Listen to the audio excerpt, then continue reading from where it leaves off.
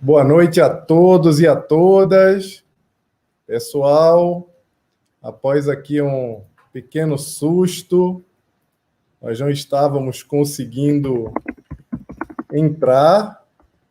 Olha, demoramos bastante aqui. E aí eu já estou mandando uma mensagem para todo mundo. Já mandei um áudio para o pessoal, dizendo que nós estamos aqui de volta. Gente, que susto! Estava tudo certo aqui. Eu estava até com a televisão lá ligada com a imagem da transmissão, mas de repente, quando eu entrava, aparecia um outro programa, um programa que tinha sido realizado pela manhã. E aí eu tentava mudar e não conseguia. Não conseguia de jeito nenhum. Então, obrigado aí, Ariadne, Regina, Maria Davina, Daniel, todo mundo, Analice, vocês que tiveram a paciência aí de esperar, Sueli, Terezinha. Pessoal, por favor, eu peço que vocês mandem um link que eu mandei ou o link aqui da transmissão do YouTube para as pessoas que vocês conhecem, porque eu não consegui mandar para todo mundo, foi muito rápido, Aparecido aí me deu um socorro, estava no carro, parou o carro para poder me ajudar, e aí, mas vamos fazer o estudo com quem estiver aqui. Quem perdeu pode assistir mais tarde. O estudo de hoje está muito bem. Boa noite, Carmen, Rosalba, Ana Lúcia. Pessoal, mais uma vez, eu peço para vocês compartilharem o link com quem perdeu, com quem estava aqui mais cedo, porque nós tivemos um problema técnico. Então, para não perder muito tempo, porque hoje o assunto é longo, nós temos 2 grandes capítulos para estudar. Então, eu já vou começar aqui. Para quem não lembra, eu não vou fazer o review da aula passada, que foi o capítulo 5. Eu não vou repassar o capítulo 4 e o capítulo 5. O capítulo 5 ficou de dever de casa para vocês lerem. E agora a gente já vai para o capítulo 6. Todo mundo deve ter estudado, aí deve ter lido sobre o irmão Guttuso. Eu fiz um breve resumo no estudo passado. Então, para quem está aqui a primeira vez, quem estava me acompanhando lá com o Ricardo Mello no sábado, eu fui impactado pela primeira vez sobre esse estudo, para estar aqui comigo ao vivo. Esse estudo começou algumas semanas atrás. Nós estamos estudando o livro Obreiros da Vida Eterna, de Francisco Cândido Xavier, por André Luiz.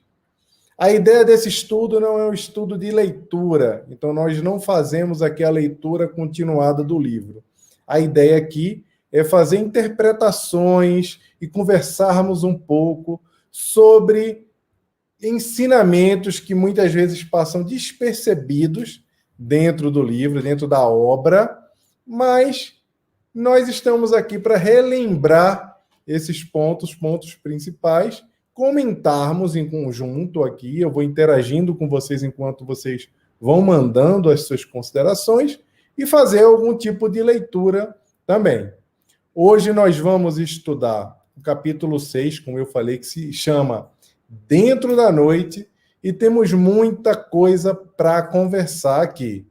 Hoje vai ser um estudo muito especial. Se precisar, eu vou ficar um pouquinho mais, porque nós estamos entrando muito atrasados. Então, mais uma vez, eu peço para quem tiver amigo que está aqui com a gente, que compartilha desse estudo com a gente, perdeu por conta do problema de transmissão, peço encarecidamente que vocês mandem para eles, porque o estudo continua. Nós somos perseverantes. Então, vamos lá para o capítulo 6. Logo no início, Dentro da Noite, André Luiz nos faz uma consideração, ele nos fala um pouco sobre como é o ambiente lá na casa transitória.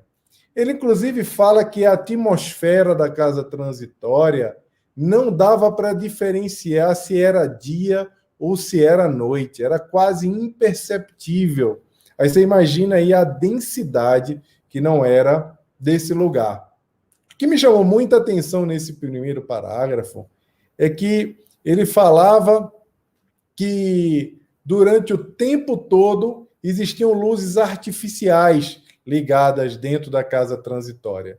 Isso é um assunto muito curioso, que é, de novo, um assunto relacionado à tecnologia no mundo espiritual, e me chamou muita atenção por conta dessa particularidade, porque às vezes nós imaginamos o mundo espiritual de uma forma completamente diferente. Será que tem luz? Será que tem iluminação artificial? Como é que funcionam as coisas?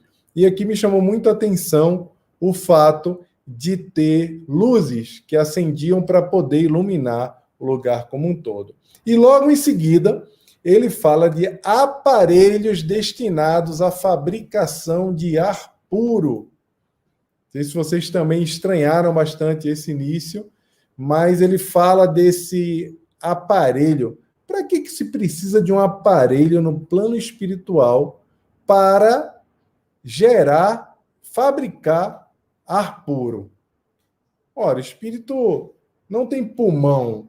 Para que ele precisa de ar puro? Qual é o porquê desse? Que particularidade é essa? Bom, vocês leram lá o capítulo passado, o irmão Gotuso, André Luiz, explicando logo no final, falando que precisava-se, inclusive, de médicos ou de experiências muito parecidas com a experiência da crosta. Então, claramente aqui, ele fala de uma manipulação do fluido cósmico universal também, como se fosse uma limpeza do ambiente. Vale a pena a gente aprofundar um pouco depois nessa concepção, tá? Então, pessoal, passando um pouco adiante, que a gente tem muita coisa aqui para ver, como eu tinha falado antes, ele fala que André Luiz fala que já tinha viajado bastante por vários lugares. Inclusive, ele fala assim, muitas vezes viajara entre a nossa colônia, nosso lar, e que é uma colônia feliz, e o plano da crosta, atravessando lugares semelhantes.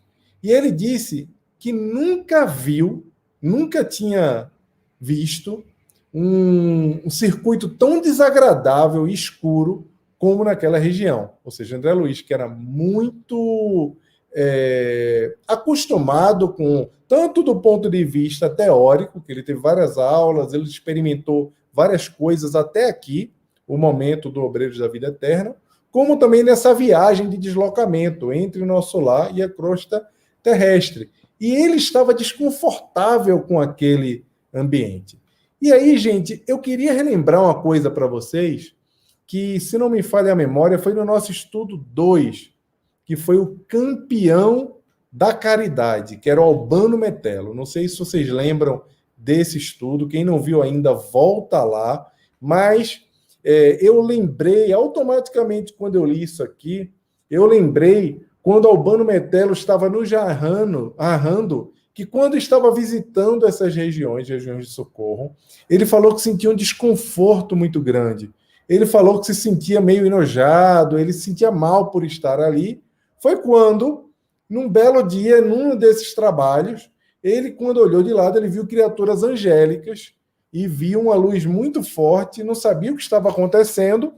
Então, ele parou uma dessas criaturas angélicas e a criatura, o espírito falou que era Jesus que estava visitando essas regiões. Então, ele se sentiu profundamente envergonhado por estar se sentindo desconfortável, estar se sentindo subutilizado por estar fazendo uma visita a essas regiões, e enquanto Jesus estava em pessoa fazendo aquela visita. O que me chamou a atenção aqui foi que o Albano Metelo, lá no discurso dele, para essas pessoas que vinham fazer esse tipo de tarefa, ele já tinha deixado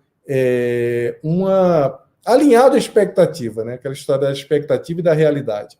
Ele já tinha dito, olha, eu me senti muito mal, fiquei com nojinho, não me senti bem de estar naquela região. É importante vocês considerarem que são regiões que têm todo nível de intervenção para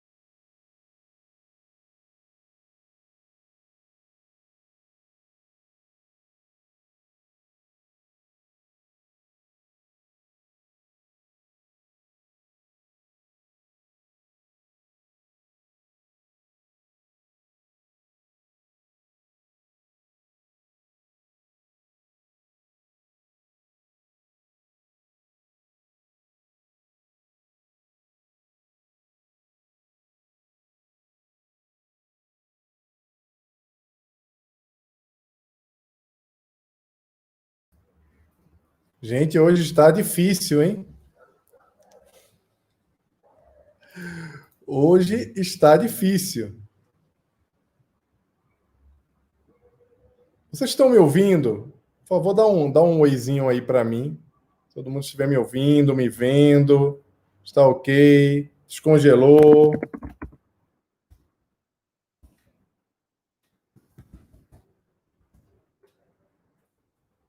Pô, a Eliana já ouviu, está bem difícil hoje. Parece mentira. Hoje não está fácil para a gente. Mas a gente não desiste. É muita emoção. Nós não vamos desistir do nosso estudo, né? Ricardo, tá vendo, Ricardo? O Ricardo tá aí hoje também, seria nosso convidado. Tá vendo como é que hoje está com fortes emoções, né? Vamos lá, pessoal, vamos continuar. Vamos continuar, que hoje eu já falei duas vezes assim, hoje não está dando. A Catarina estava aqui perto e falou: não, vamos continuar o estudo. Vamos continuar.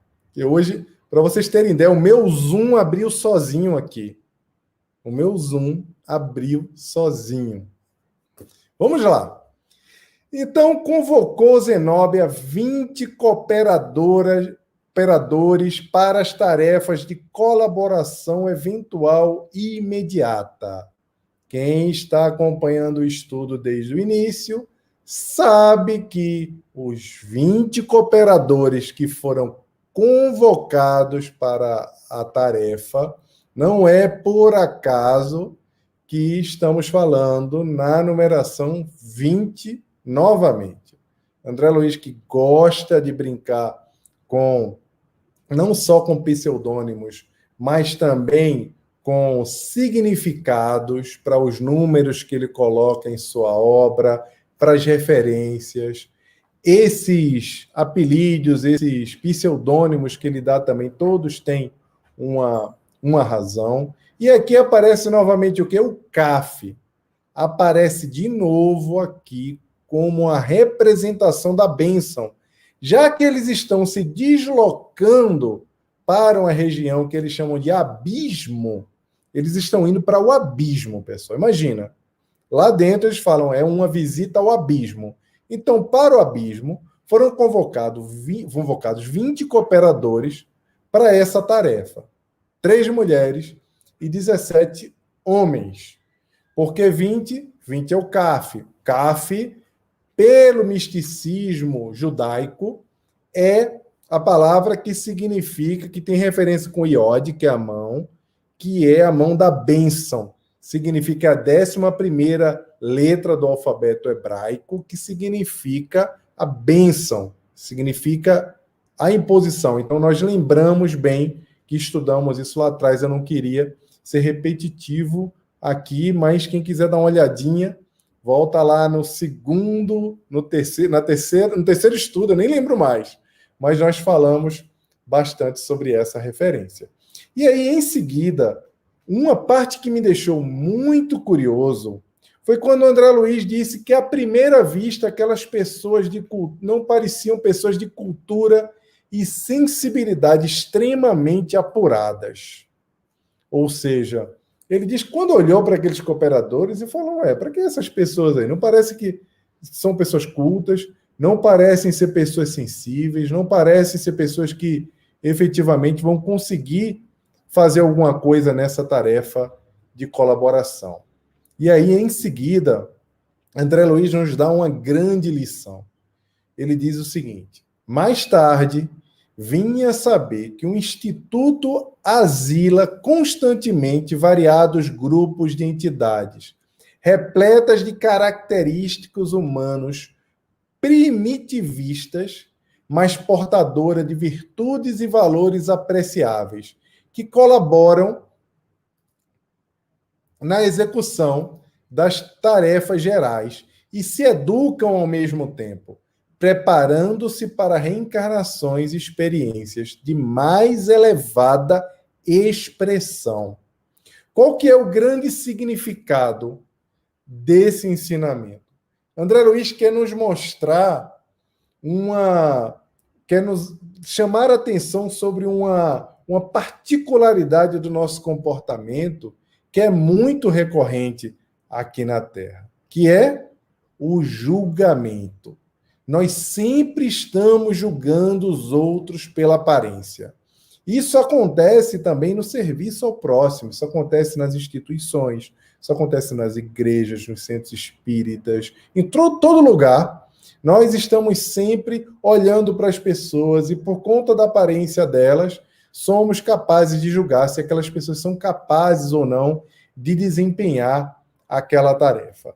E ele aqui quis nos dar uma lição, dizendo que mesmo pessoas com aparência muito primitiva, que é o caso lá na casa transitória de Fabiano, eram pessoas que eram de virtudes assim absurdamente sublimes, mas que passavam ali, estagiavam na casa de Fabiano. Bom, seguindo aqui, o nosso grupo, os nossos amigos estão se encaminhando lá para o abismo. De antemão, Jerônimo começou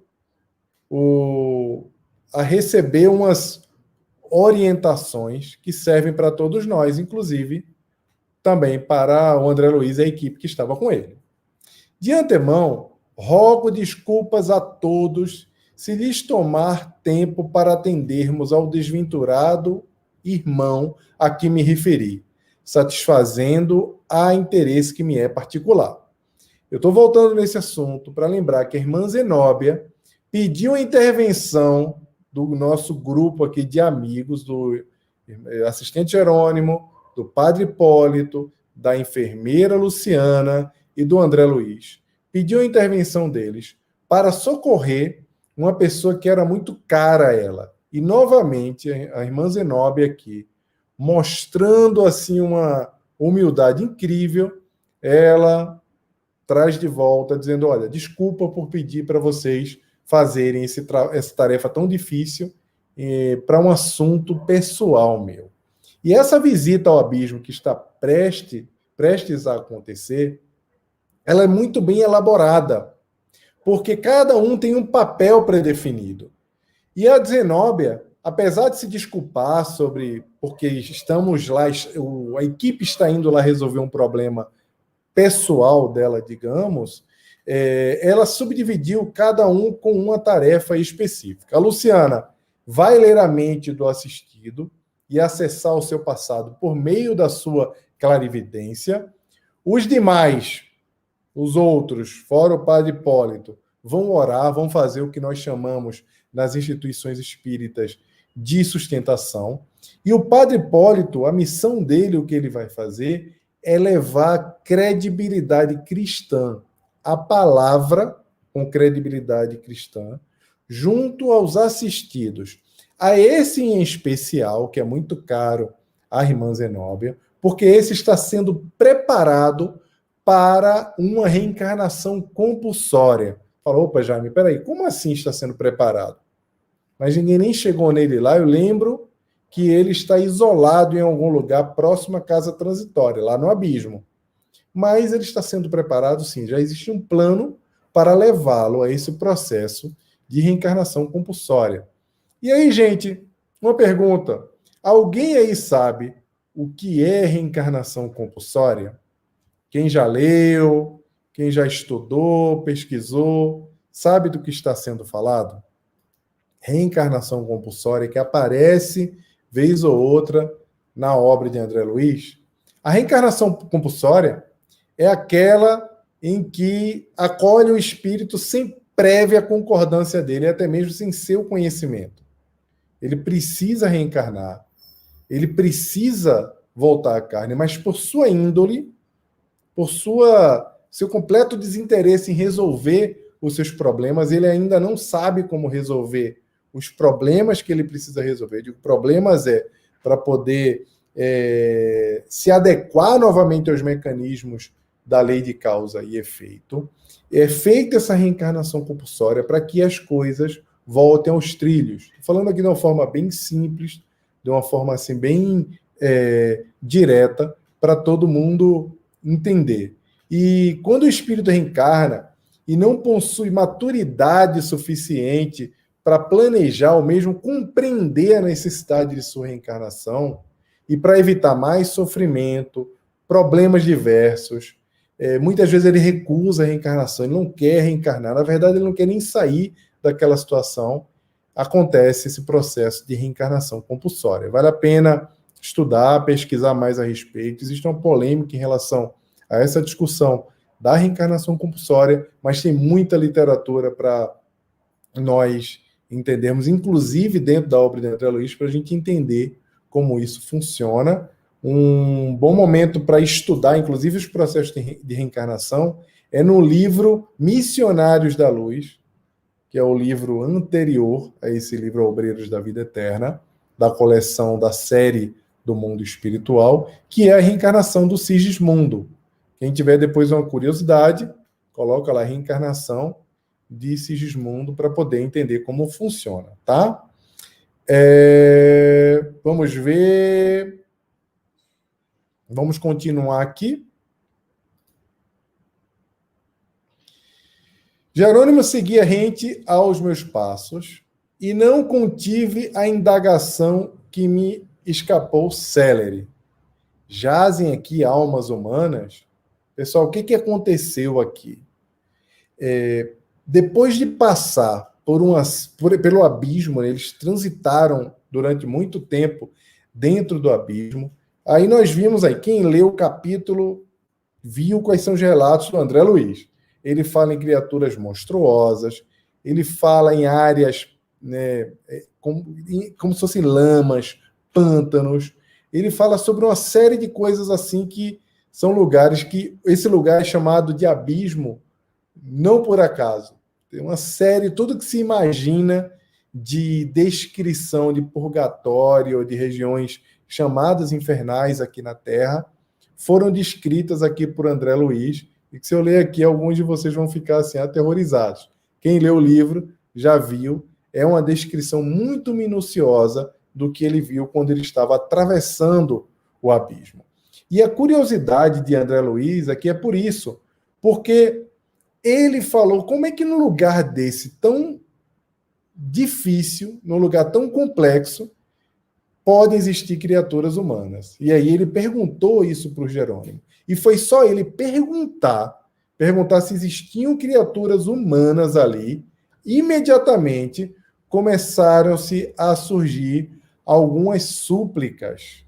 E ele começou a ouvir criaturas humanas pedindo ajuda, né? Por favor, ajuda, salve-me por caridade.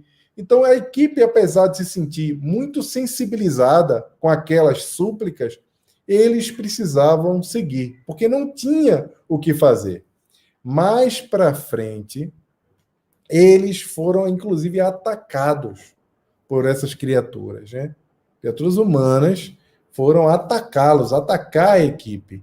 E a irmã Zenóbia colocou a destra novamente, né? Mostrou assim um poder, um domínio sobre uma região surpreendente e afastava aquelas criaturas com uma simples imposição de mãos. Ela estava, obviamente, com os auxiliares, e esses auxiliares, olha que interessante, gente, esses auxiliares transitavam naquela região junto com a irmã Zenóbia e levavam aparelhos elétricos de choque. Olha, aparelhos elétricos de choque. Gente, como é que pode? Mais uma vez, uma alusão aqui à tecnologia no plano espiritual. Não era só imposição de mãos, não era só o poder do pensamento, eles usavam, inclusive, equipamentos que eram equipamentos que, obviamente, manipulados pelo fluido cósmico universal, levavam a essa sensação de choque a esses espíritos. Bem interessante esse ponto aqui também.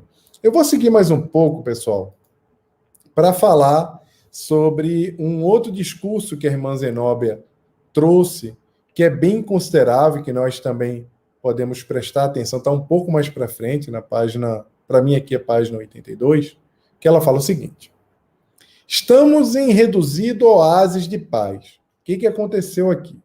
Eles atravessaram todo o abismo e pararam no lugar que eles chamam de oásis, ou seja, no meio de toda aquela confusão, no meio de toda aquela monstruosidade, toda aquela lama, eles chegaram no lugar que ela chamou de oásis de paz, que foi encontrado no meio desse deserto de sofrimentos. Então, eles pararam ali, naquele oásis, para falar e conversar um pouco sobre o objetivo da vinda. Porque o que acontece ali naquele oásis? Naquele oásis, na orla daquele oásis, ou seja, na borda daquele oásis, entre o oásis e o abismo, a pessoa, o espírito que será o assistido, que receberá o concurso da intervenção deles, estava lá. Ou seja, eles chegaram no ponto que eles precisavam chegar. Então, a Zenóbia, sabendo que houve um incômodo naquela travessia, e esse incômodo era porque, apesar das súplicas daquelas criaturas, e apesar deles terem atacado a comitiva, houve um incômodo, em especial quem estava passando ali a primeira vez, que era o caso do André Luiz, da enfermeira Luciana e do padre Hipólito. Houve um incômodo, por que não socorreram aquelas criaturas? Como é que você pode passar pela dor humana e não fazer nada? Então a irmã Zenóbia esclareceu. Ela falou: não somos impermeáveis às rogativas dos nossos irmãos que ainda gemem no charco de dor a que se atiraram voluntariamente. Dilaceram-nos o espírito as imprecações dos infelizes. Ou seja, eu sinto muito por isso.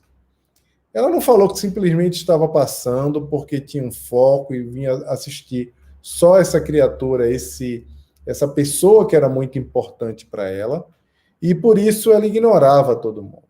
Mas ela esclarece, ó. No entanto, a casa transitória de Fabiano tem-lhes prestado o socorro possível.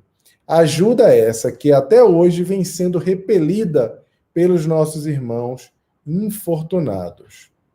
Debalde libertamo-los, apesar de libertá-los, né, e etc., periodicamente, dos monstros que os escravizam.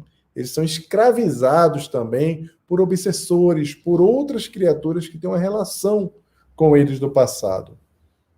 O que acontece? Apesar deles serem libertos, eles fogem da influenciação da casa transitória e voltam espontaneamente para onde estão. Eles voltam para lá. O que ela quis dizer aqui é que todas aquelas criaturas que estão ao redor, estão ali no abismo, perto da casa transitória, já foram socorridas, já foram atendidas. E todas elas que ali estão, boa parte delas, as que já foram socorridas, retornaram voluntariamente àquele charco. Olha que coisa interessante. E aqui ela conclui: é imprescindível que o sofrimento lhe solidifique a vontade para abençoadas lutas do porvir. Vou repetir essa frase. É imprescindível que o sofrimento lhe solidifique a vontade para as abençoadas lutas do porvir. E o que a gente lembra aqui, pessoal? A gente lembra do fortalecimento da vontade. Quando a gente fala em vontade, a gente lembra de Emmanuel no Pensamento e Vida. O que Emmanuel fala no Pensamento e Vida? Emmanuel fala que a nossa mente é subdividida em gabinetes. E desses gabinetes, que a imaginação, a inteligência, a memória, o mais importante desses gabinetes, e o que governa todos os outros gabinetes, a memória, da inteligência, do desejo, todos eles são governados pela vontade. A vontade é que comanda os impulsos da nossa mente. Então, quando ela fala aqui, quando ela diz que essas criaturas voltam para lá mas é imprescindível que o sofrimento lhe solidifique a vontade, ela quer dizer que eles precisam fazer o que Emmanuel também, na introdução do Caminho, Verdade e Vida, que livro maravilhoso fala, que é elevar o padrão da nossa vontade.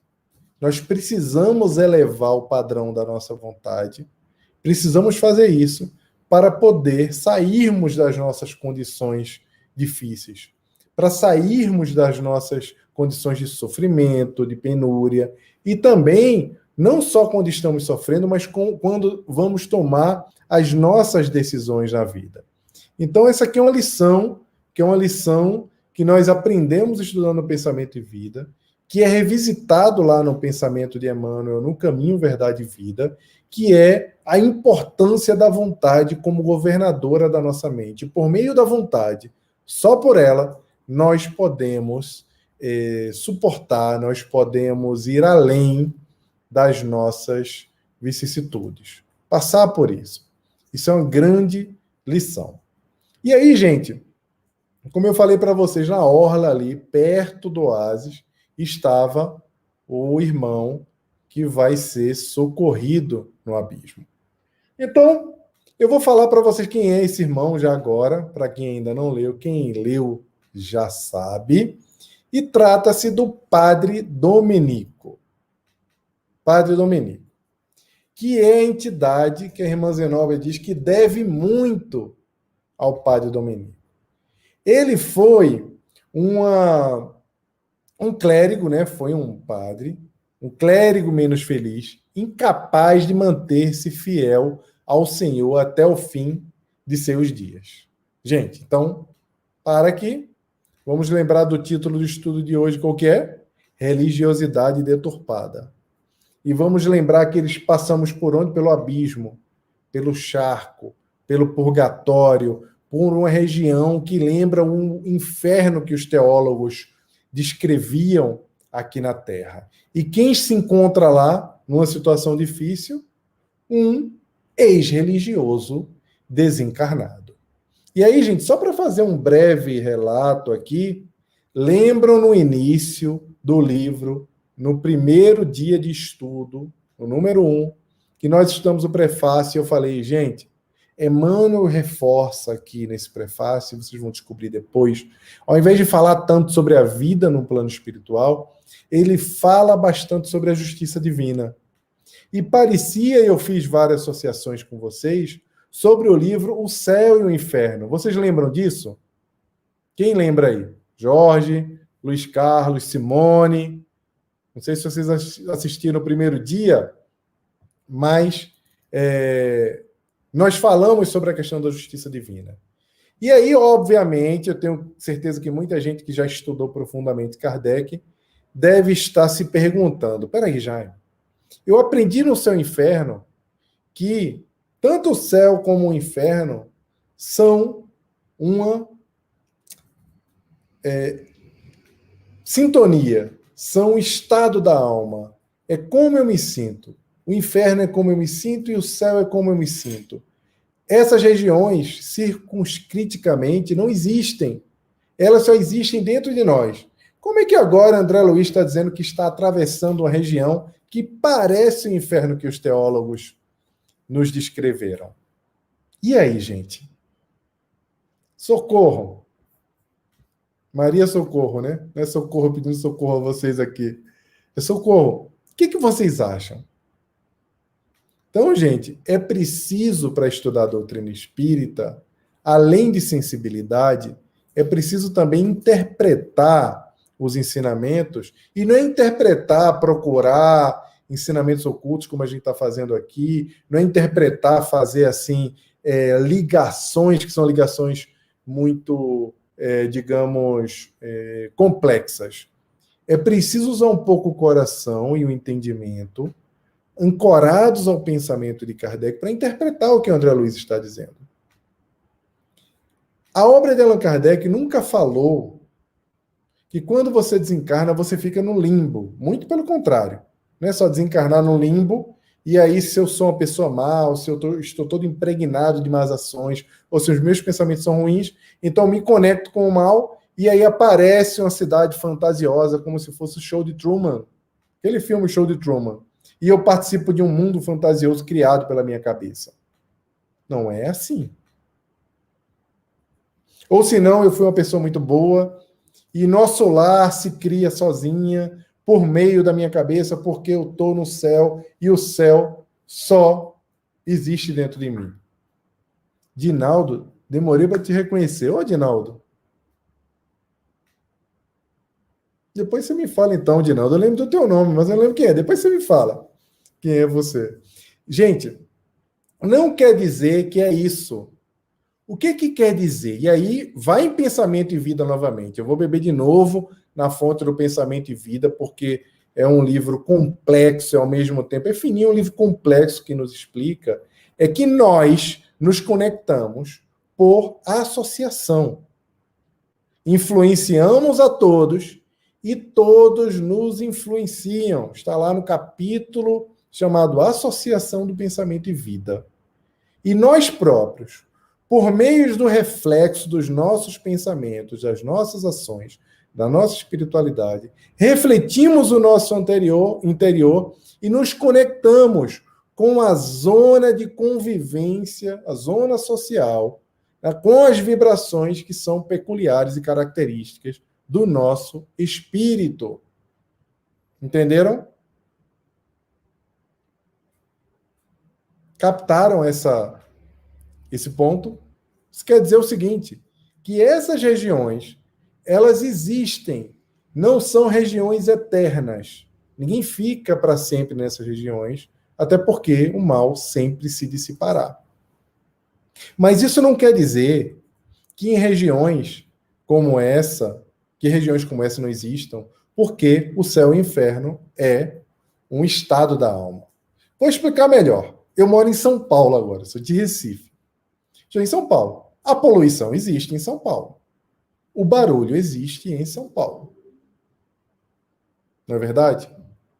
Lá em Valinhos, lá em Amparo, aqui na Serra, que é aqui pertinho que eu adoro ir, já não tem tanto esse nível de ruído, tem mais natureza, você se conecta mais. Inclusive, a gente viu na aula passada, lembram lá? Aonde o irmão Gotuso vai tirar férias? Ele vem para a terra, para as regiões do campo, para a natureza se conectar. E por meio da energia da natureza, ele se recompõe espiritualmente. Existem vários ciclos, existem várias esferas aqui no planeta, e nós vimos isso quando estudamos a primeira aula lá do Asclepios, quando vimos o capítulo 3. 3 estudos atrás.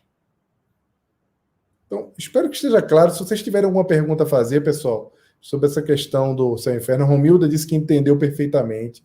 Se vocês sentirem necessidade, pessoal, deixa um comentário no YouTube aqui, que eu, na próxima semana, eu tento aprofundar essa questão do céu e o inferno, tá? Quem ainda não estudou essa obra deve estudar e, ao mesmo tempo, interpretar o relato que André Luiz está trazendo para a gente, tá?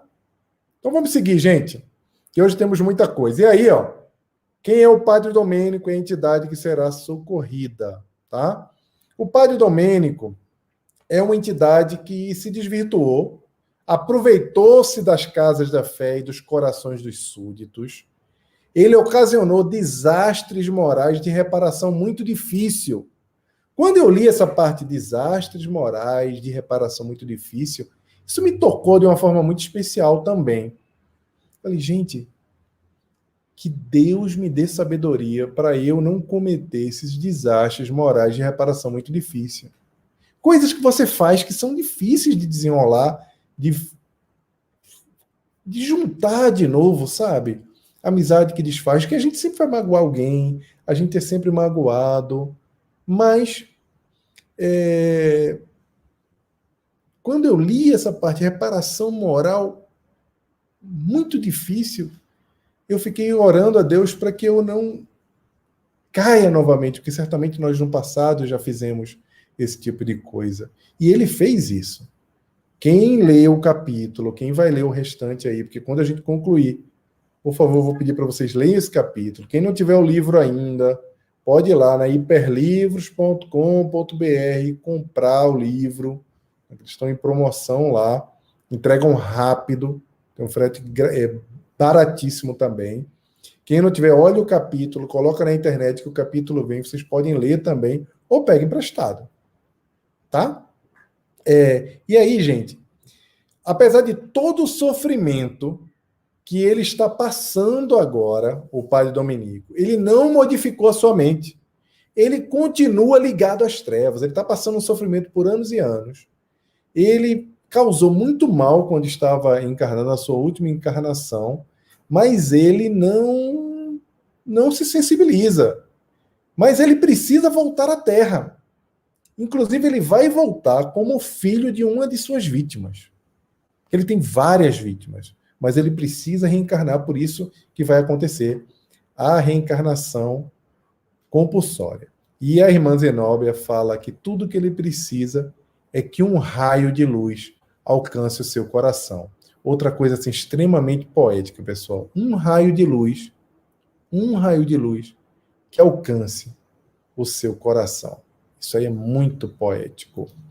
Então, depois, alguns parágrafos adiante, a irmã Zenóbia fala que não pode se identificar perante o padre Dominico. Porque se ela se identificar, o trabalho de redenção pode ser prejudicado. Ela, inclusive, fala assim, espero que nesta noite possamos fazer em seu favor. Vocês lembram de uma coisa aqui? Eu vou lembrar uma coisa para vocês. Vocês lembram naquela hora que nós estávamos conversando, nós estávamos estudando, conversando sobre a curiosidade do André Luiz, e aí ele perguntou, foi na semana passada, André Luiz ficou curioso, porque ele falou, por que a irmã Zenóbia, que coordena uma cidade flutuante como essa, né, ela é administradora de um lugar importante como a Casa Transitória de Fabiano, ela precisa da ajuda da Luciana, que está indo pela primeira vez numa missão, para usar a clarividência. Ela mesma não pode, e aí o Jerônimo dá aquela lição de especialistas para todos nós, né? Então, vocês lembram que o Jerônimo pega o André Luiz e fala assim, ela deve ter como é que chama? Razões pessoais para pedir ajuda de outrem. E André Luiz ficou envergonhado com isso. Vocês lembram disso na semana passada? Que a gente falou bastante, porque ele foi lá curioso. Poxa, por que ela está precisando de ajuda se ela é tão poderosa? E aí ele falou, deve ter razões pessoais. Agora, estão reveladas aqui. Estão reveladas o motivo por que ela não quer aparecer. Porque existem ligações maiores aqui, nós já imaginávamos, ela falou, mas se ela se identificar, se ela for fazer o trabalho sozinha, ele pode se desequilibrar e não receber a ajuda devidamente. Então essa é a razão porque a irmã Zenóbia está usando os nossos amigos aqui, né? A gente chama de nossos amigos, né? Que estão com a gente há um tempo e vão continuar, né? E aí ela diz que chamará a mãe do Domenico, que se chama Irmã Ernestina, que foi a mãe dele em uma das encarnações, para poder ajudá-lo depois nesse processo e conduzi-lo à crosta para a reencarnação compulsiva. E aí, gente, eu estava lembrando aqui, mãe não cansa de trabalhar e amparar, né? Sempre as mães rogando por nós. Que nós tenhamos sempre uma mãe para nos ajudar no plano espiritual quando estivermos nesse tipo de situação. Quero, Deus, que nunca estejamos, mas quando estivermos em algum embaraço, em alguma situação de tristeza, que as nossas mães possam nos amparar. Mãe não cansa. É impressionante. Já chama a mãe lá para resolver, né? Vamos lá, mãe, vamos trabalhar. A mãe estava lá querendo trabalhar e levá-lo lá para resolver a reencarnação. Então, depois a Zenobia, ela agradece novamente, fala, pessoal, olha, essa é uma questão pessoal de novo, e eu gostaria de agradecer. Vocês serão, ela fala assim, estejam certos que serão meus credores para sempre. Quem anota o estudo, eu vou pedir para anotar também essa frase. Irmã Zenóbia, para a equipe, para o André Luiz, para o Jerônimo, para o Hipólito e para a Luciana. Estejam certos de que serão meus credores para sempre. Para dar um spoiler aqui, tá? Do que a gente vai ver mais para frente, é por meio dessa gratidão, por meio desses laços do trabalho no bem, por meio desses laços da caridade, é que se formam a legião dos obreiros. Porque aí vou abrir um parêntese de novo, pessoal. Daqui a uns 5, 6 semanas nós vamos descobrir, ou talvez um pouco antes, que os obreiros da vida eterna não são esse grupo só de 4 pessoas que estão indo à crosta. Diferente do que acontece nos mensageiros, que Emmanuel na introdução fala, esses são os mensageiros. No Missionários da Luz ele fala, esses são os missionários da luz. Aqui em Obreiros da Vida Eterna, no prefácio, e até agora vocês vão ver que os obreiros da vida eterna não são só esse grupo que está indo à crosta, fazer o processo de reencarnação. Todo mundo que estuda esse livro pensa ou leva a crer que eles são os obreiros da vida eterna, mas não são. Mas eu só vou contar para vocês lá para frente. E aí eu vou botar no título lá, os obreiros da vida eterna. Quem são? E nós vamos saber. Tá bom? Vamos lá, então. Vamos seguir. Que hoje a gente não vai conseguir fazer os 2 capítulos, mas vamos terminar esse capítulo aqui. Então, eles chegaram até o padre Domenico. Chegaram lá. Encontraram o padre Domenico.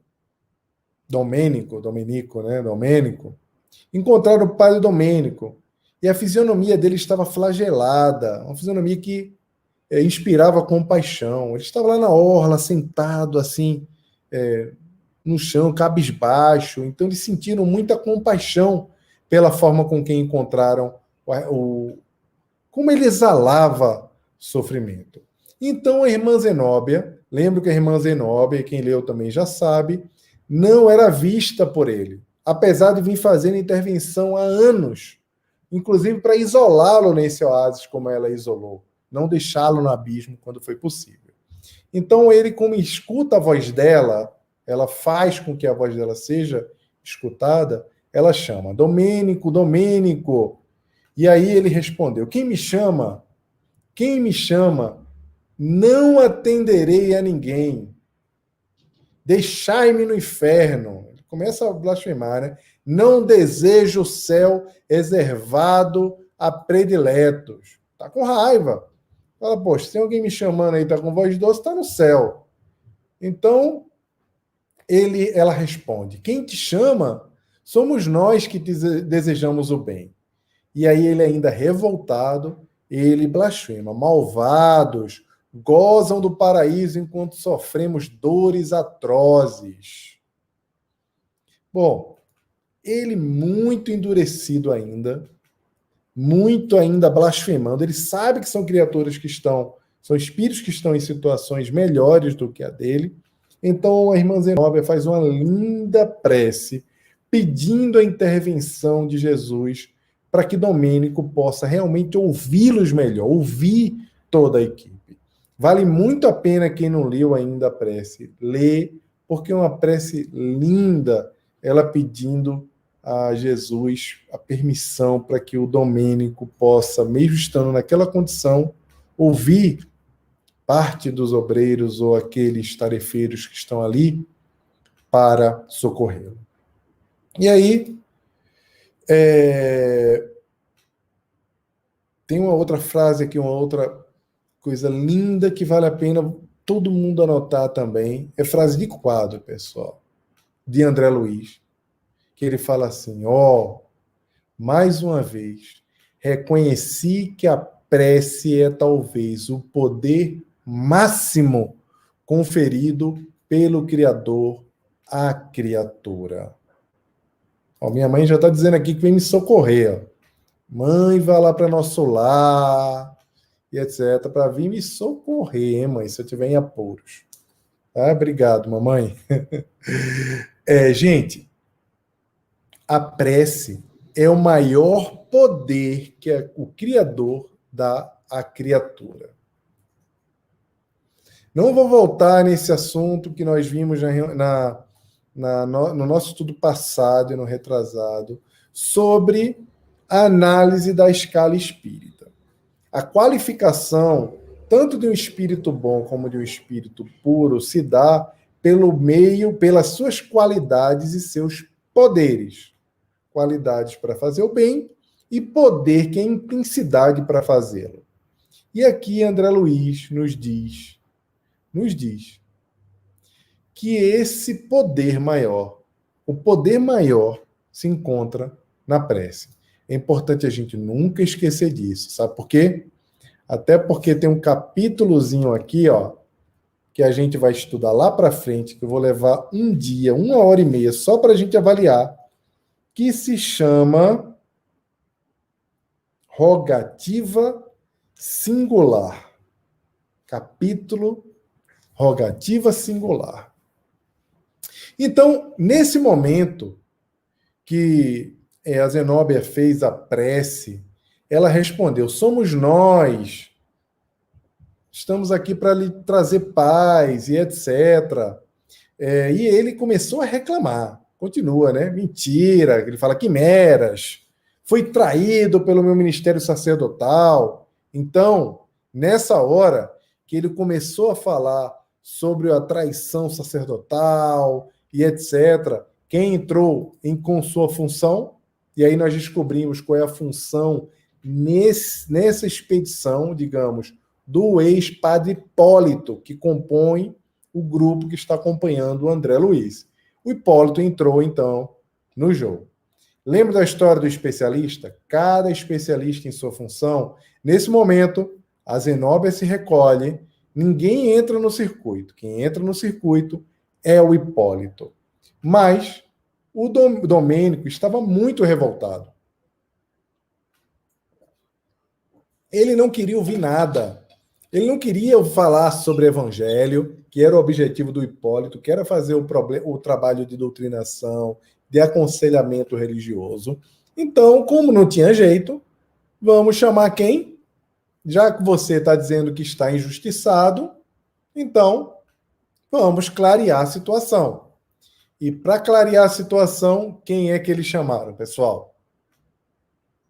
A enfermeira Luciana, que é a clarividente, que por meio da explicação do que aconteceu nas vidas passadas, ela vai levá-lo a entender o que estava acontecendo com a sua vida, que ele não era um injustiçado. Ele se achava um injustiçado. Um sacerdote que tinha sido perdoado, um sacerdote que tinha lá um contato com Deus por meio do sacerdócio. Como ele estava ali no inferno? Então, o que ele fez para merecer? Então, entra no jogo aqui a Luciana, que é o outro capítulo, que é o capítulo que vamos iniciar aqui, que chama o Leitura Mental.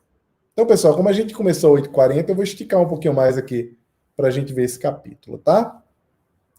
Então, a Luciana entrou no circuito e fala para o padre Domênico. O padre Domênico acredita que, por ser religioso, ele foi injustiçado quando chegou no mundo espiritual. Ele representa...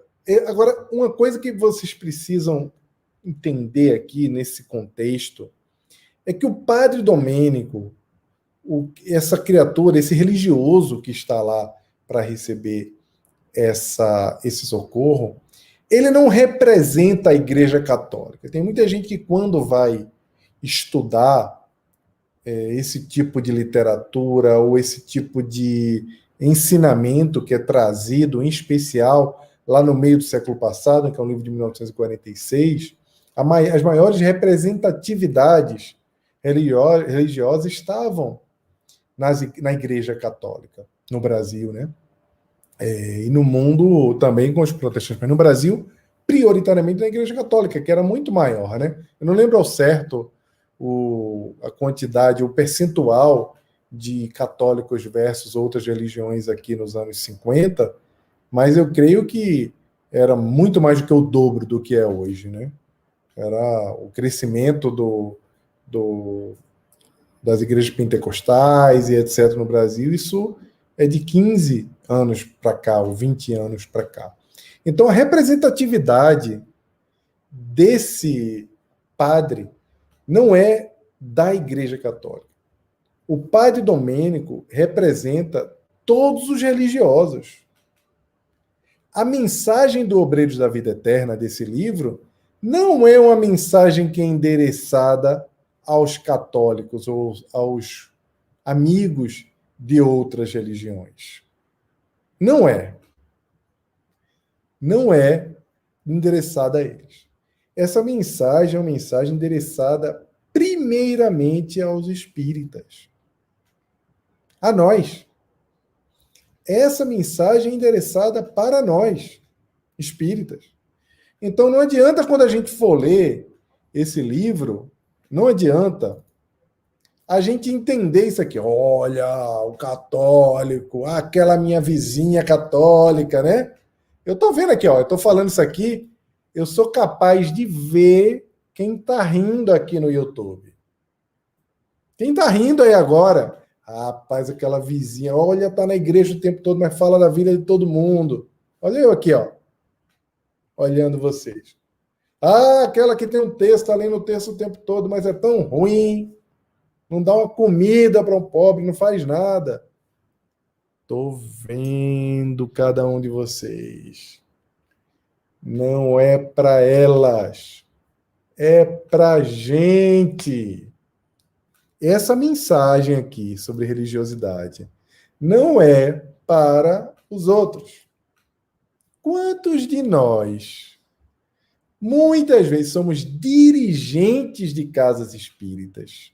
Dirigentes, palestrantes, estudiosos, coordenadores, trabalhadores de respeitáveis ONGs.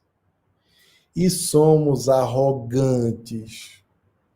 Atrapalhamos a casa de Jesus com o nosso personalismo, porque queremos que as coisas funcionem só como nós acreditamos, como nós lemos que era, como o nosso julgamento diz que sim, mesmo que outras pessoas nos apresentem que nós estamos enganados, que não é bem assim.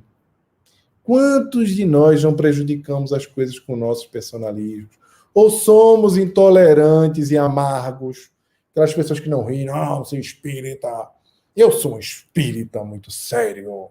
Eu não sou eu. Quantos de nós ainda não somos assim? Não é? Quantos de nós ainda aguardamos a nossa recompensa aqui na Terra? E aí, quando chegamos lá do outro lado, aí queremos a recompensa de novo. Mas eu fui um espírita, eu trabalhei no centro espírita, eu vi live todos os dias na quarentena. De segunda a segunda, eu estava no Zoom assistindo reuniões. Eu estava vendo todas as lives da Rede Amigo Espírita. Eu ia para o centro 4 vezes por semana, eu esquecia. Não estava com meu marido, com meus filhos para poder me dedicar à doutrina espírita. Quantos de nós não fazemos isso? Todos enganados. Todos. E aí, quando chegamos do outro lado, fala, como assim? Eu tão devotado, eu tão engajado com a doutrina espírita, estudei tanto, li tanto Emmanuel, sabia dizer o nome de Kardec em francês perfeitamente. E chego do outro lado, é isso aqui, cadê nosso lar? Alguém vai bater assim nas costas da gente? Não, Jaiminho. É aqui mesmo, na orla. Ora, abre o raio de luz. Quantos de nós? Essa mensagem é para a gente, pessoal. Obreiros da Vida Eterna. Um livro cheio de reflexões sobre a religiosidade. E a gente vai ver mais para frente, no capítulo Novos Amigos. É um livro que ele se dedica a analisar alguns aspectos da religiosidade. Vocês vão ver depois, eu não posso dar spoiler, tá? Mas ele fala prioritariamente para nós. É para a gente. Vamos seguir. Absorvida por vossas referências gentis, que apenas traduzem propósitos de sensação, distantes de qualquer sentimento edificante, certa mulher cede às vossas promessas. O que é que acontece aqui? Eu marquei esse ponto aqui, gente. É o seguinte, vou contextualizar, tá? Contextualizar.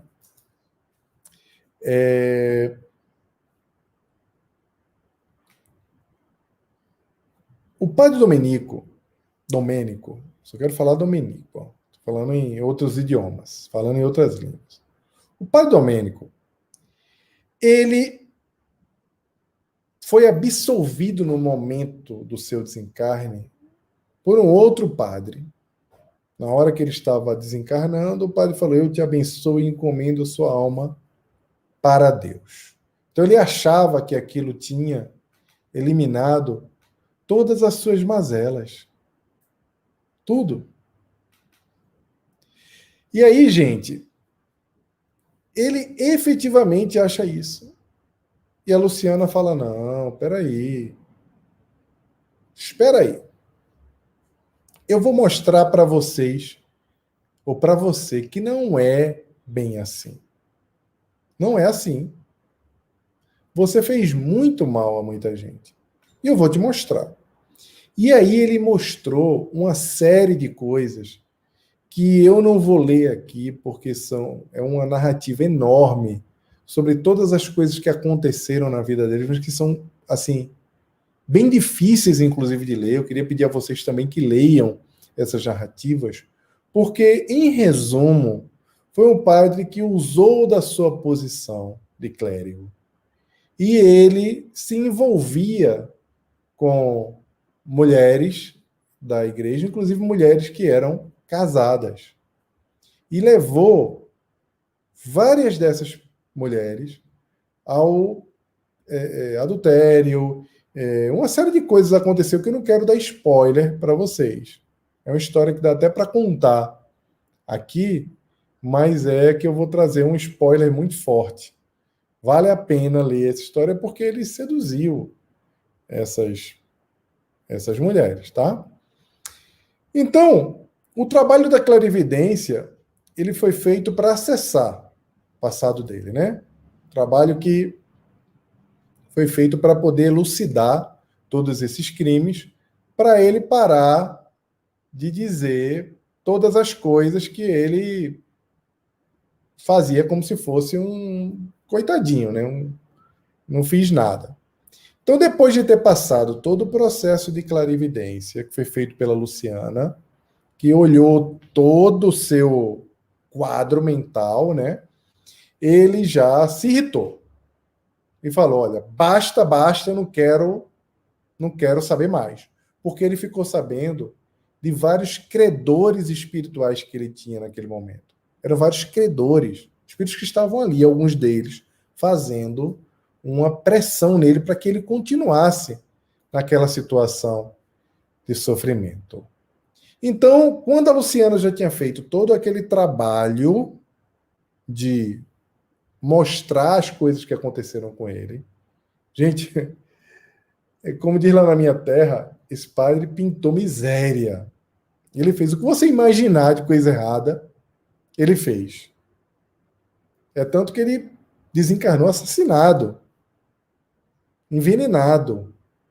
Né? Então, ele pintou miséria, efetivamente. E aí, quando a Luciana já não tinha mais o que mostrar, porque já era muita treta, Volta novamente o padre Hipólito para falar em nome da religiosidade, de par para par. Opa, peraí. Então, se é um problema aqui de maldição, se eu fui abandonado mesmo por Deus, a irmã Zenóbia falou, para aí, Luciana, porque já chega. Aí traz o padre Hipólito para poder falar de par para par. Religioso com religioso.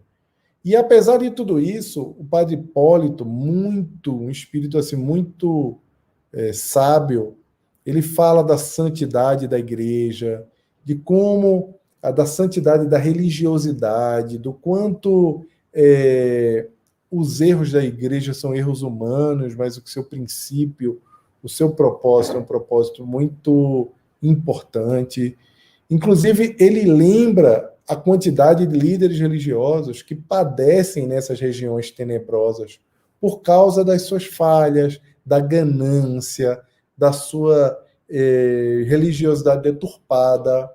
Que, lembrando mais uma vez, não estamos falando apenas de padres e de superiores, estamos falando aqui de espíritas, estamos falando de protestantes, estamos falando de qualquer entidade, qualquer um. Então, esse trabalho aqui, que é um trabalho que está sendo feito em grupo por todo mundo, é um trabalho em grupo. Depois que o padre Domênico fala sobre essa intervenção divina, de que eles estão ali como um projeto da providência divina, é a hora da mãe dele ser chamada. Então, naquele momento, quando a voz dele já começa a ficar um pouco mais fraca, a voz já enfraqueja, mas agora é o momento. Aí a Zenóbia traz a mãe dele, que já estava lá esperando. Então, ele, quando percebe que a mãe dele está presente, quando ele percebe que aquilo, né, que a Zenóbia convocou a Ernestina, estava ali, ele ouviu a voz da Ernestina, ele gritou, mamãe, mamãe! E aquela criatura que parecia tão rígida, se mostrava indiferente, que zombara de tanta gente aqui na Terra, né? Segundo nós vimos aqui no retrospectivo da Luciana, agora parecia uma criança chorosa chamando pelo mãe. Isso mostra o poder da figura da mãe. A gente já viu isso em vários processos de diálogo com os espíritos, a gente vê isso em diálogo com as sombras, a gente vê vários dialogadores muito experientes quando falam com entidades espirituais, sempre recorrem ao concurso da mãe para poder ajudar nesse processo de toque aos corações endurecidos. Mas ver uma criatura tão endurecida dessa, falar da mãe e dizer que estava com saudade quando fazia preces junto à mãe quando era criança, é realmente muito comovente e muito emocionante. É um negócio assim, na leitura da história, eu tenho certeza que vocês vão se emocionar bastante. Então, a Ernestina, que estava também, que é a mãe dele, estava extremamente emocionada, foi auxiliando ele, passando ternura e etc. E aí, nesse momento, ela pede para o seu filho, Padre Domenico, repetir com ela algumas palavras que eu queria repetir, lendo aqui com vocês. Repete, filho, repete as minhas palavras. Isso mesmo, Ricardo, é uma mediunidade no plano espiritual, incrível essa parte. Numa cena comovedora para André Luiz, que ele diz, gente, que jamais fugirá da recordação dele. Olha que coisa linda. Vocês já viram alguma cena para dizer assim, isso jamais fugirá da minha recordação? A dedicada mãe orou pausadamente, acompanhando-a Domênico, sentença por sentença. Senhor Jesus, eis-me aqui, eis-me aqui, doente e cansado aos teus pés. Doente e cansado aos teus pés. Compadece-te de mim, bem-amado pastor, de mim, ovelha desgarrada do teu rebanho. Ofuscou-me o brilho falso da vaidade. Gente, que oração linda. É emocionante. Emocionante. E quando ele já fica todo preparado para o processo de remoção daquela região, abraçou-se com a mãe, Zenóbia estava ali presente, aproximou-se, estava ali presente. Ele faz uma pergunta a Ernestina muito curiosa, que revela toda a trama que está envolvida nesse capítulo. Ele fala: minha mãe, já que a tua ternura veio ao meu encontro no círculo das trevas, dize-me, onde está Zenóbia? Ter-me-ia abandonado para sempre? Então, fica arrepiado aqui, gente. Fica emocionado, sabe? Essas ligações, esses laços eternos são coisas muito lindas. E aí, a ligação, então, da Zenóbia com ele é revelada. Vocês querem saber por quê? Eu conto, ou vocês não querem spoiler? Ariadne, quer saber? Quer saber? Ó, vocês têm que me dizer se vocês querem saber, para eu poder dar o spoiler. Se não quiser saber, eu não conto. Ah, Dinaldo, Dinaldo, meu amigão. Pô, que alegria, eu estava lembrando. Dinaldo só existe um no mundo, rapaz. Que bom, Dinaldo, te rever aqui, meu irmão. Que bom. Grande Dinaldo, saudade de você, rapaz. Estudou comigo, que alegria. Querem saber? Quer saber, Valéria? Quer saber? Agora, Dinaldo, você tirou o óculos redondo, agora está com outro óculos, não te conheço. Eu te conheço com o óculos redondo, Dinaldo. Depois vamos marcar um Zoom para a gente se rever. Eu quero voltar a falar contigo, meu amigo. Olha, eu vou dar spoiler. Quer saber spoiler? Qual é a ligação da Zenóbia com o Domenico? O Domênico. Eu estou muito internacional hoje, gente. Domenico, me corrige. Pelo amor de Deus, não deixa eu falar Domênico, não. Dominico, não, é Domênico. Vamos lá. O que aconteceu aqui, gente? O que aconteceu? Que eu vou revelar para vocês, tá? Qual é a história que está por trás? Eles eram criaturas amadas desde criança. Eram o que os americanos chamam lá de sweetheart, né? Com spoiler, é isso mesmo. Eles eram criaturas amadas e ela tinha prometido o coração para ele quando eles eram muito jovens.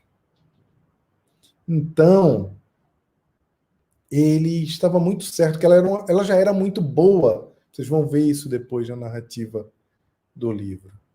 E ele amava muito. Só que pelo destino, ela casou-se com outra pessoa. E quando ela casou com outro homem, ele ficou tão desapontado que ele escolheu se tornar um religioso. E por meio de um celibato forçado, ele foi lá virar um padre, não tinha vocação para isso. Ele não conseguia ainda dominar as suas forças sexuais, os seus impulsos. Ele não estava preparado para aquilo.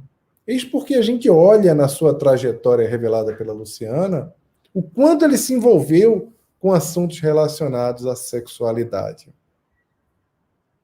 Então, por que a Zenóbia casou com outro homem, ele se tornou padre? Um padre infeliz. E agora ele falava para a mãe, colocando na conta desse problema, dizendo, olha, por que ela casou-se com outro homem, eu virei um péssimo padre. Eu virei isso. Um padre assediador, um padre despreparado, mau. Olha, a Regina está dizendo, as palavras dele me lembram um pouco o livro Renúncia. Se você estivesse comigo, eu teria sido melhor. Exato, Regina. Só que tem um ponto, quando ele reclama sobre isso, a nossa mania de colocar na culpa dos outros, você viu lá? Ela falando, a Zenóbia explicando que só pela vontade os espíritos saem daquela condição. Não é? Só pela vontade. Que é a questão da moral heterônima. Não, sempre são os outros. Sempre é o castigo. Se você tivesse comigo, não teria acontecido isso. É óbvio que algumas pessoas associadas à nossa missão, ao nosso processo de abnegação, à nossa dedicação ao evangelho, à bondade, nos auxiliam profundamente a desenvolvermos a nossa tarefa. Eu não tenho dúvida nenhuma sobre isso. Tem gente que atrapalha mesmo, eu também não tenho dúvida, que tem gente que atrapalha a nossa vida, porque nós não estamos preparados ainda para lidar com criaturas que tentam atrapalhar a nossa jornada, por uma série de questões. Mas tem criaturas também que chegam na nossa vida e nos abençoam, nos ajudam. Ele fala isso para a Ernestina, mas a gente fala, opa, peraí, não. A mãe o corrige na hora. Fala, olha, quem é mais infortunado? Um cara, um homem, que abraçou a batina e foi trabalhar no campo religioso e que deveria honrar a sua escolha, ou uma mulher que casou-se com um viúvo, cheio de filho, e teve que se fazer mãe, mesmo sem ter procriado, sendo tão jovem. Então, a Zenóbia não o abandonou. A Zenóbia foi forçada a casar com o viúvo pelos pais. E por isso, eles não conseguiram ficar juntos. E ele pergunta por ela. E naquele instante que se forma essa compreensão, Zenóbia, muito discretamente, começou a chorar. E André Luiz viu isso. E ela começava a olhar o rosto dele com muita ternura, debruçou-se sobre ele, e como que, em obediência a um vigoroso desejo da diretora, a diretora da casa transitória, o Domênico sentiu as gotas de pranto que lhe caíam na face melancólica. Gente, preste atenção. Para arrepiar de novo. No momento que a Zenóbia chora, o Domênico sente as gotas de pranto quente que caíam da face dela melancólica.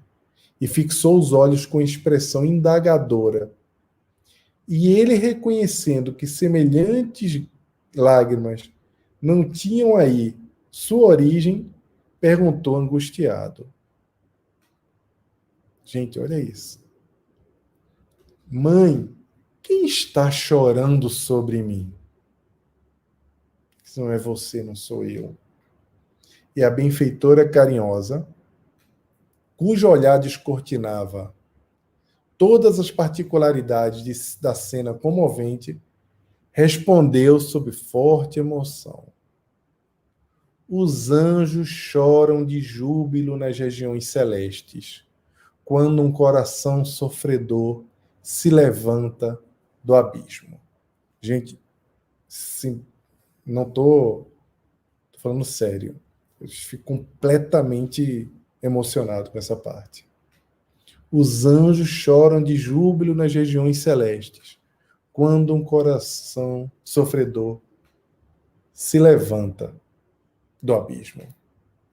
Essa é a narração mais linda e emocionante desse capítulo, talvez desse livro.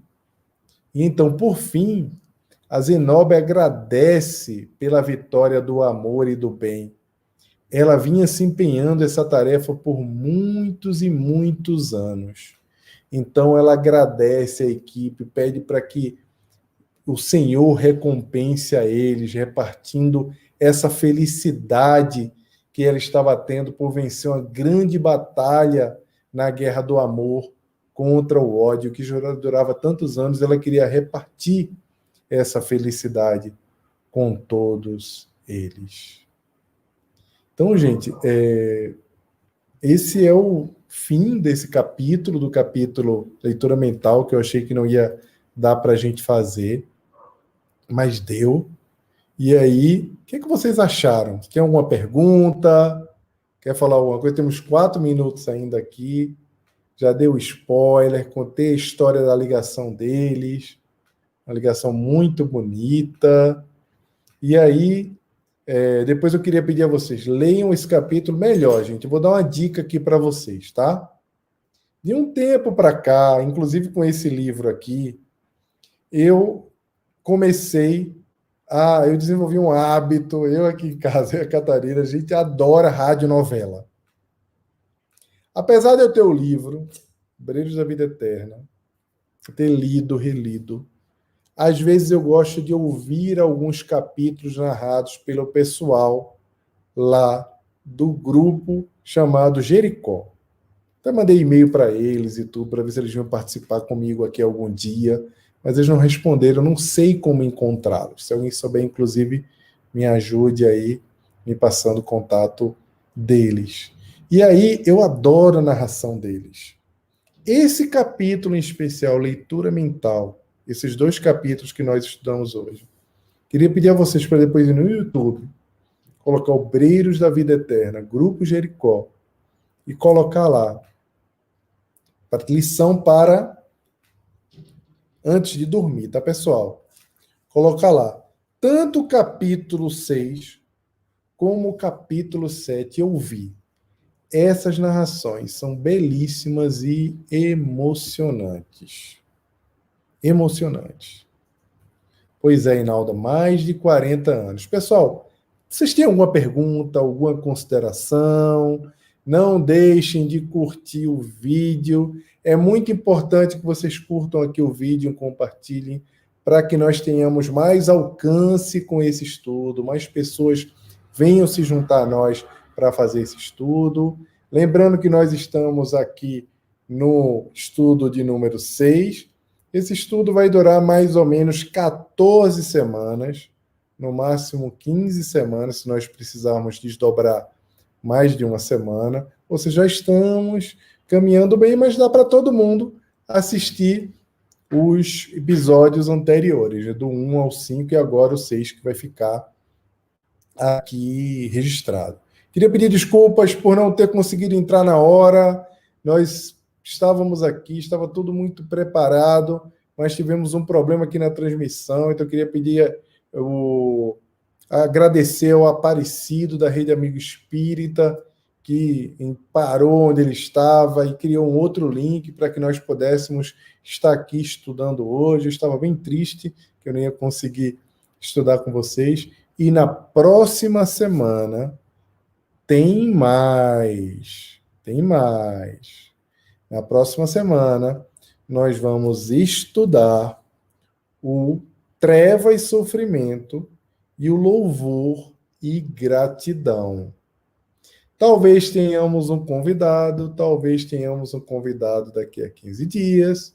Convidei o meu amigo Ricardo, que faz o estudo comigo do Pensamento e Vida às terças-feiras aqui no Núcleo Kardecista Antônio Pereira de Souza, para vir fazer, me dar a alegria, a honra de tê-lo aqui um dia conosco, conversando, como nós fazemos lá no nosso estudo do Pensamento e Vida. Mas eu não sei se vai acontecer agora, na próxima semana ou na outra. Eu vou discutir com ele, mas eu aviso a vocês. Tá bem, gente? Então, olha, um grande abraço, muita paz. E leiam lá, leiam não, vão ouvir esse capítulo novamente. Vale muito a pena essas palavras emocionantes que nos inspiraram tanto para nos trazer tanta reflexão. Pessoal, muita paz, que Jesus abençoe a todos vocês. E na próxima semana, estamos aqui convidem os amigos, tragam todos para estudar com a gente. E não esqueçam também de curtir a página no Facebook, curtir aqui a Rede Amigo Espírita também, compartilhar, que eles têm conteúdos maravilhosos. Até mais, pessoal. Grande abraço e até segunda-feira. 1 milhão de amigos é o que a Rede Amigo Espírita deseja conquistar em seu canal no YouTube. E você, amigo espírita, pode ajudar. Convide 5 amigos para se inscreverem em nosso canal e ligarem o sino de alerta. Além de atingir a meta de 1 milhão de amigos, todos serão sempre avisados de novos vídeos e transmissões ao vivo no YouTube. Acesse agora raitv.com.br. Rede Amigo Espírita, divulgando, instruindo e unificando.